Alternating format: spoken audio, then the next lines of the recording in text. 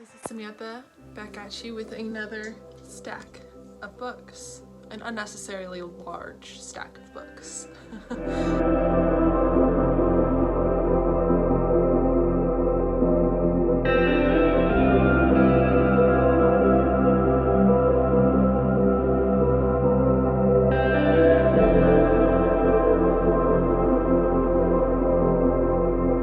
Figured today that we could chill out and talk about my end of the year TBR and/or sort of like some really good fall reads. If you haven't watched my other videos, you probably haven't gotten the memo that I really like thick books for fall weather and for the holidays. For some reason, I stock up on them all year long, and then I might read one or two of them during the holidays because then I get really busy. And we all know how TBRs actually work, which is I buy a lot of books I want to read and it takes me forever to read them, but they look pretty on the shelf, so I'm gonna let it go. So yeah, there's nothing more to it, so I figured I'll just get to it. I have on the top of my stack, if you didn't notice, from Blood and Ash by Jennifer L. Armentrout. I am going to read this hopefully next week during the sweater weather readathon. It is covering the prompt for fall words in the title. It's more of like a Halloween-y, I would say, words in the title, but that is what I will be reading. I actually don't know much, if anything at all, about this book. Just saw it on Book Talk with a lot of smutty, on like the smutty side of Book Talk. And I figured, why not? I will give it a shot. I've been in kind of that kind of mood recently with fantasy, romance, and just romance in general. So I figure I'll just keep the momentum. And then, of course, I have Rebecca, which I have by Daphne du Maurier. Sounds French. Rebecca, which has made its rounds around YouTube, from my understanding. It has gotten nothing but rave reviews. It's supposed to be a gothic romance, a gothic like horror romance, which is intriguing to me, and I feel like the time of year would be now to read. This book is shorter, however, it is also a classic, so it's gonna take me a little bit longer to read, I'm sure. Okay, next, The Mad Ship. I'm already in this probably about 100 pages, and I absolutely love it. This is The Mad Ship by Robin Hobb. It is about these ships that come to life after so many generations of people have died on them. It's about the trading that they do with these ships. It's about pirates, traveling. There's also some sort of like dragon-like serpent creatures in this. And it's just about everyone's lives in this world. It's very intriguing. It's maddening and frustrating a lot of the times, which I think is why I love it so much, and what appealed to me in the first place is that it has been a while since I've felt that kind of connection with characters, and I have to agree with everyone else who has recommended this book that you will feel that with these characters. You will be completely invested in these characters. You'll be so mad at them for the stupid decisions they make. You'll be mad at the situations that they put themselves in and or are put in. And I love this book already. So looking forward to finishing this series pretty soon. Also love the cover. This is the UK edition. I occasionally splurge and get a UK edition because they're better than the US ones on some things.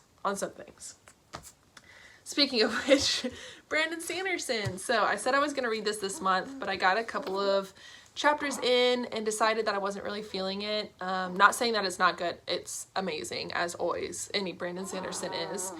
But I wasn't feeling it and switched over to The Mad Ship instead. Once again, I like the chunky books. This one is from the Stormlight Archive. I don't know how to describe the Stormlight Archive, to be honest with you. I would say if you're a Brandon Sanderson fan, that you just want to jump into it. You can't go wrong. If you're just starting off with Brandon Sanderson, I have another series that you might want to read before this that I'll talk about later, maybe if I do a Brandon Sanderson video. But love these books. Looking forward to reading this maybe next month. Since I've already started it, I've got a little bit of like a 200-page start. You can go ahead and finish it.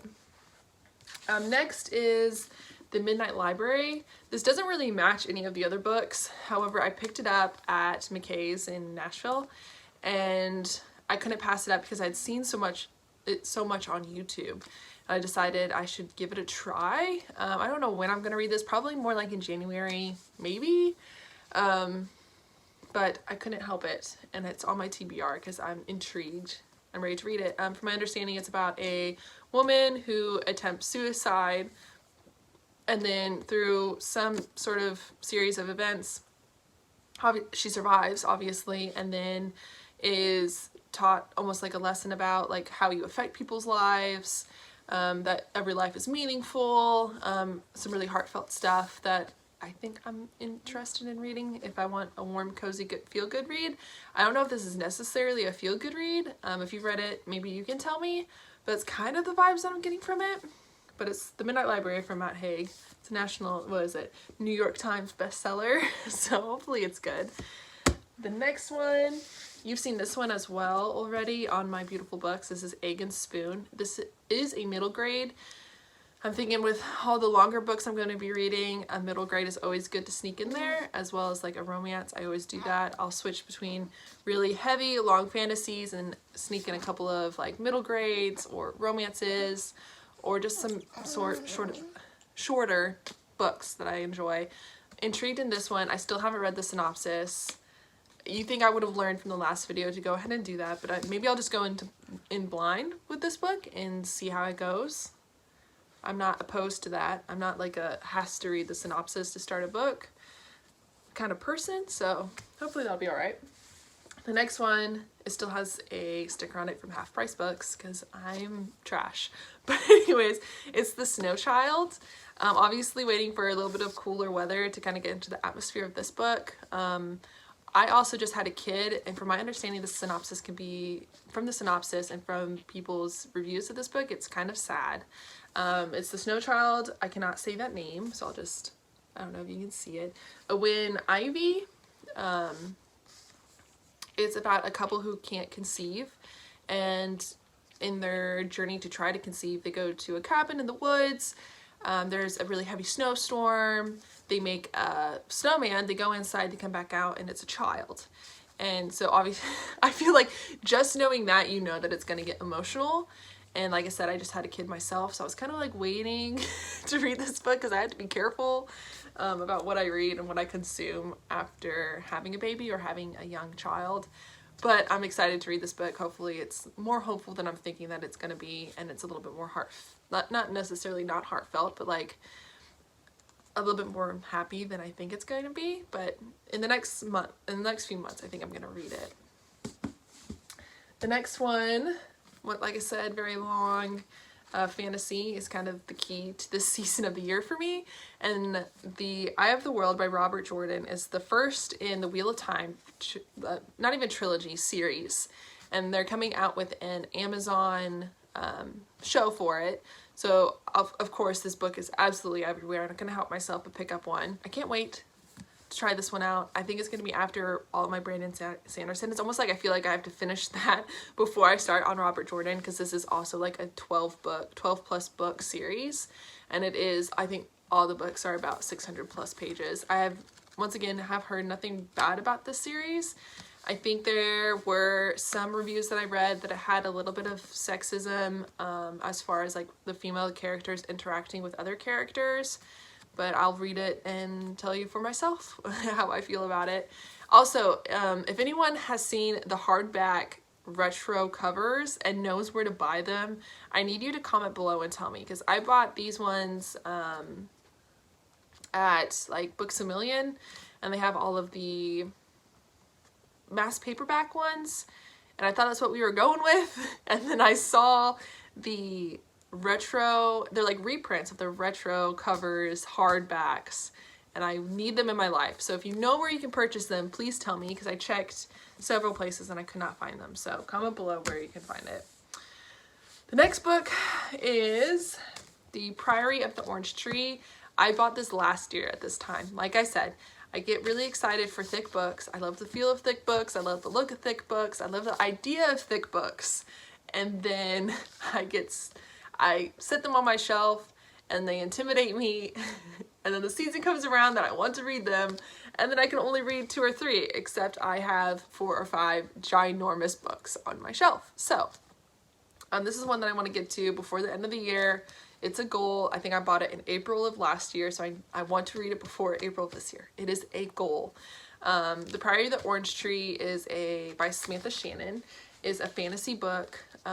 There's dragons. It's high fantasy, so there's like kingdoms warring against each other. There's, from my understanding, there is some sort of magic system that is used, and that's basically what I know about it. I've just read The Bone Season by Samantha Shannon. Wasn't too impressed. However, I am a fan of her as a person from seeing her with interviews and seeing her on Instagram, and I'm excited to dive into this book, and hopefully I love this book and it will be amazing. From my understanding, she's not coming out with a sequel to this book, but she is coming out with like a smaller, I say smaller, but apparently Samantha Shannon is known for not being short, like not being long-winded when it comes to writing, which is not ever an issue. Trust me, like I said, I love a thick book. She's coming out with like a bunch of short stories all together in this world, from my understanding, or maybe like a spin-off from this book, so excited for that. I need to finish this one though, and then I can spend my money on that. The next one I have is The Wicked King. I recently just picked up The Cruel Prince on a whim. Like I said, I was kind of in that fantasy romance mood. I had heard like differing views on it, so I figured I steered away from it because the romance didn't really strike me as a good romance. I think I was swayed by some other people's opinions and reviews on it, as far as like, I don't know. The way that they describe it was like this guy Carden was completely bullying the other character Jude and like was excessively cruel about it. But when I read the book, I didn't quite get that as much. I got it more, I didn't get that. So I didn't mind it, and I want to finish the series. So The Folk of Air is another goal of mine to finish that entire series.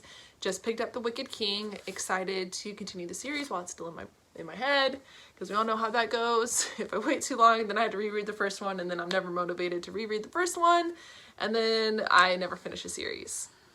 It's a fatal flaw. The next book is a new one. It's a new release, Empire of the Vampire by Jay Kristoff. I've seen this on a couple people's bookshelves, like, you know, in the background of Instagram, because I'd be creeping. I haven't heard anything about it, any reviews. I have not even read the synopsis yet to tell you what it's about, but obviously there are vampires. And that's enough for me, to be honest with you. One of my favorite series as a kid was Cirque du Freak. I obviously grew up in the same generation as Twilight. As a kid, I read Anne Rice because I was messed up in the head. No, because I was an angsty teenager and Anne Rice was it. So I love vampires. I will read vampires at any point. If there is a book that just was recently released, I am there. The word vampire in it. I am there. So here we are. Gonna try this one. It's a chunker. I think there's actually, when I went through it, let me tell you, there are actually, I don't know if this is a spoiler, hopefully it's not. If anyone's currently reading it, look away. But there's illustrations. And I'm so, like, and they're gorgeous. I need to do the research to know whether or not Jay Kristoff was the illustrator for this, or if he hired an artist to do it for him. If you know, just tell me, but I'm about to do some research because I love that. I'm all about that. If you want to add 50 pages worth of just illustrations, I'm down. I'll buy that 100%. So, Empire of the Vampire. And then last, but certainly not least, if you have hung around this long, A Court of Silver Flames. Because I'm late to this train. Because I just finished the ACOTAR like series before this. From my understanding, this is like, it branches off from there. Sarah J. Maas has finished the one storyline that she is, and this is a branch from it. Still the same characters, but we're going from a different point of view, which I'm excited about. So I picked it up. I saw the hype of it. I saw the hype. I saw everyone getting this as a new release. I've watched some of the vlogs, non-spoilery vlogs, so I still haven't been spoiled for it. But I am excited as heck to get this started so I can continue. From my understanding, her next book isn't out till 2023, so I might put this on like the lower end of my TBR because, like I said, I like to keep it fresh as I go through. So this is going to be on my bookshelf and I'm going to love it. And it's a chunky girl. Look at that. I don't even want to know, like 800 plus pages. If you read the ACOTAR series, there's no way, I don't think there's any way that you don't know what this is about. From my understanding, this book is about Nesta and Cassian's relationship, with the background being more about Feyre and Rhys. Once again, I didn't read this audio. Like, I didn't listen to the audio, and from my understanding, the way they pronounce the names is completely different than how you read it. So if I butchered that, please forgive me, but I'm new, okay?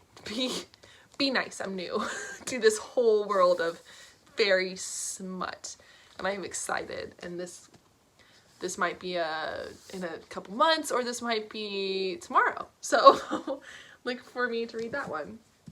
Anyways, I have, hopefully you tucked in and are chilling out and on your couch or somewhere comfortable eating or drinking something and chilling out, because I took up a bunch of time talking about a ton of books that I may or may not read. You may see them on another TBR. Hopefully it'll be a TBR here soon, because that is the whole goal, is that this end of the year / fall TBR gets read. That is the goal, to get all these chunky 600 plus page books off of my bookshelf. So thanks for tuning in. Hopefully you guys enjoyed it as much as I enjoy ranting about the books. If you have, like I said, where I can get the Eye of the World in the hardback with the retro covers, put that down below. If you have any recommendations for chunky books that you think I might enjoy, put it down below for sure. Tell me if you've read The Midnight Library, if you liked it, and if I might need to put it to the side for a little while longer. Is it heartbreaking? Is it gonna make me cry? I don't want to cry. I'm in a fantasy romance kind of mood where I just want smutty, happy banter and unfantasy. You can't not read fantasy during the season. So please tell me all those things down below, and then also like the video and subscribe, because we're having fun here. And I will talk to you guys all soon.